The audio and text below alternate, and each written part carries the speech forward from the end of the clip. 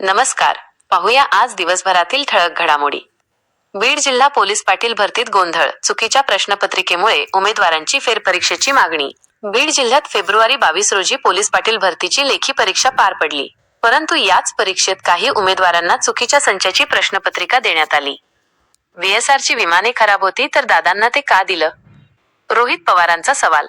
व्हीएसआरकडे लिअरजेटची 7 विमाने होती, 2 विमानांचा अपघात झाला आहे. व्हीएसआर नियम पाळत नव्हती असा डीजीसीएनेच ठपका ठेवलाय. व्हीएसआरची विमाने खराब होती तर दादांना ते का दिलं, असा सवाल रोहित पवारांनी केला आहे. मुंबई एफआयआर दाखल होऊ शकला असता पण केला नाही. रोहित पवार. मुंबई एफआयआर दाखल होऊ शकला असता पण केला नाही. कुठल्याही नागरिकाला एफआयआर दाखल करण्याचा अधिकार आहे. ललिता कुमारी विरुद्ध उत्तर प्रदेश सरकार खटल्यात सुप्रीम कोर्टाचा निकाल आहे. रायगड पोलिसांच्या कारवाईत 25 ते 30 लाखांचे चोरलेले दागिने मालकांना केले परत. रोहा तालुक्यातील आदर्श भुवनेश्वर चैतन्य अपार्टमेंट येथे झालेल्या चोरी प्रकरणात रोहा पोलिसांच्या कार्यकुशलतेमुळे सुमारे 12 ते 15 तोळ्यांचे सोन्याचे दागिने आणि रोख पैसे 1 वर्षाच्या आत मूळ मालकांना परत करण्यात आले. जायकवाडी कालव्यातील तिघांचा शेवट. 72 तासांच्या शोधमोहिमेनंतर पती पत्नीसह एका तरुणाचा मृतदेह हाती. चांगतपुरी शिवारात जायकवाडीच्या उजव्या कालव्यात कार कोसळून झालेल्या भीषण अपघातातील बेपत्ता तिन्ही व्यक्तींचा करुण अंत झाला आहे. सलग 72 तासांच्या थरारक शोधमोहिमेनंतर अखेर 3ऱ्या दिवशी तिघांचेही मृतदेह वेगवेगळ्या शिवारात आढळून आले. मुंबई न्यूज. प्रदूषण प्रश्नी एआयची मदत. मुंबईच्या प्रदूषणाचा मुद्दा विधान परिषदेत बुधवारी गाजला. यावेळी आधुनिक तंत्रज्ञानाधारे प्रदूषणाची अचूक माहिती उपलब्ध होईल, असे मुख्यमंत्री देवेंद्र फडणवीस यांनी स्पष्ट केले. नांदेड क्राईम. 10वी वर्गात शिकणाऱ्या विद्यार्थिनीने आयुष्य संपवलं. 10वी वर्गात शिकत असलेल्या एका 16 वर्षीय मुलीने गळफास घेऊन आत्महत्या केल्याची धक्कादायक घटना नांदेड शहरात घडली. अमानुष अत्याचारानंतर महिलेची हत्या. नवापूर तालुक्यातील गंगापूर परिसरात 55 वर्षीय महिलेवर अमानुषपणे लैंगिक अत्याचार करून तिची हत्या केल्याची संतापजनक घटना उघडकीस आली आहे. या प्रकरणातील संशयिताला अवघ्या 12 तासांत अटक करण्यात पोलिसांना यश आले असून स्थानिक गुन्हे शाखा व विसरवाडी पोलीस ठाण्याच्या पथकाने ही उल्लेखनीय कामगिरी बजावली आहे. मनसेच्या सांगली जिल्हाध्यक्षांसह तिघांविरुद्ध पोलिसात गुन्हा दाखल.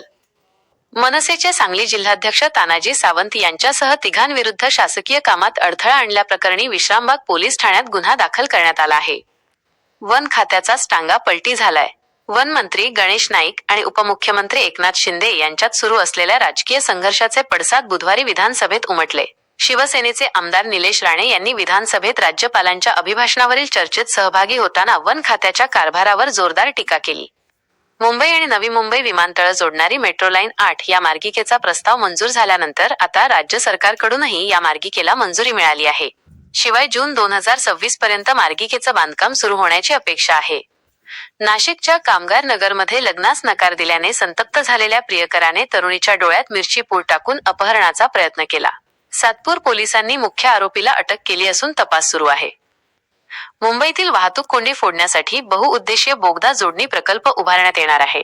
यासाठी मुंबई महापालिकेच्या अर्थसंकल्पात मोठी तरतूद करण्यात आली आहे. मुंबईतील वाढती लोकसंख्या लक्षात घेता या प्रकल्पाला प्राधान्य देण्यात आलं आहे.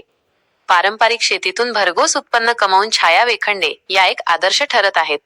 भाजीपाल, फळबाग, मत्स्यपालन आणि कृषी पर्यटनातून त्या वर्षभरात 18 लाखांचं उत्पन्न कमवत आहेत.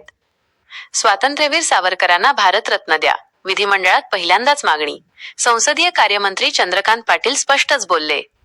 भाजप नेते तथा आमदार प्रसाद लाड यांनी विधान परिषदेत सावरकरांना भारतरत्न देण्याबाबत मागणी केली आहे. स्वातंत्र्यवीर सावरकर यांना मरणोत्तर भारतरत्न देण्यात यावा.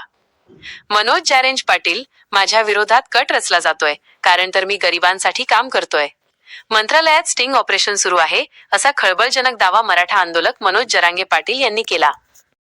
अशाच ताज्या आणि महत्त्वाच्या अपडेटसाठी आमचा दवंडी यूट्यूब चॅनल सबस्क्राईब करा, व्हिडिओला लाईक करा आणि बेल आयकॉनवर क्लिक करा, म्हणजे प्रत्येक नवीन व्हिडिओची नोटिफिकेशन तुम्हाला सर्वात आधी मिळेल.